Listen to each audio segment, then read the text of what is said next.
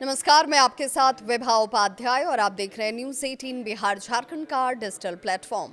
इस्लामाबाद और काबुल के बीच युद्ध विराम का ऐलान हो गया, लेकिन जमीन पर शांति अब भी जैसे दूर की बात लगती है।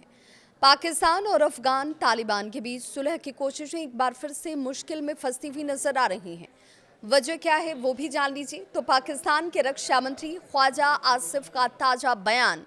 दोहा में कतर और तुर्की की मध्यस्थता में हुए युद्ध विराम समझौते के ठीक एक दिन के बाद ख्वाजा आसिफ ने साफ साफ कहा, अगर अफगानिस्तान सीमा पार से होने वाले हमलों को नहीं रोकता तो युद्ध विराम खत्म समझिए। यानी पाकिस्तान अब पूरी तरह से शर्तों पर खेलना चाहता है। पाकिस्तानी अखबार डॉन से बातचीत में आसिफ ने यह भी कहा और इसका दावा किया कि ये युद्ध विराम पूरी तरह से अफगानिस्तान की कार्रवाई पर ही निर्भर है।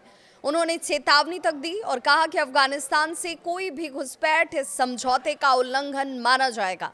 आसिफ के मुताबिक समझौते में ये साफ लिखा गया है कि सीमा पार आतंकवादी गतिविधियां नहीं होंगी। रक्षा मंत्री आसिफ ने आतंकवाद को दोनों ही देशों के लिए सबसे बड़ा खतरा बताया।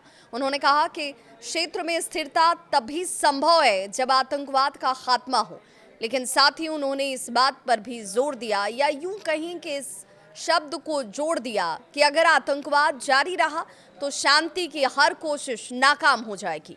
वहीं तालिबान झुकने के मूड में नहीं है। अफगान रक्षा मंत्री मुल्ला याकूब ने अल जजीरा को दिए एक इंटरव्यू में इस बात का दावा किया कि पाकिस्तान अपने विरोधियों पर आतंकवाद का ठप्पा लगाता है।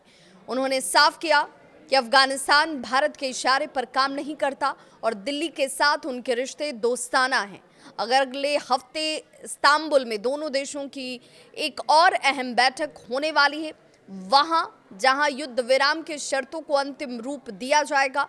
लेकिन फिलहाल हालात यही कह रहे हैं कि पाकिस्तान और अफगानिस्तान या अफगान तालिबान के बीच भरोसे की दीवार अब भी जो एक तरीके से मजबूत होनी चाहिए थी, वो दीवार दोनों के बीच संबंधों को करीब आने से रोक रही है, या यूं कहें कि बीच में खड़ी है।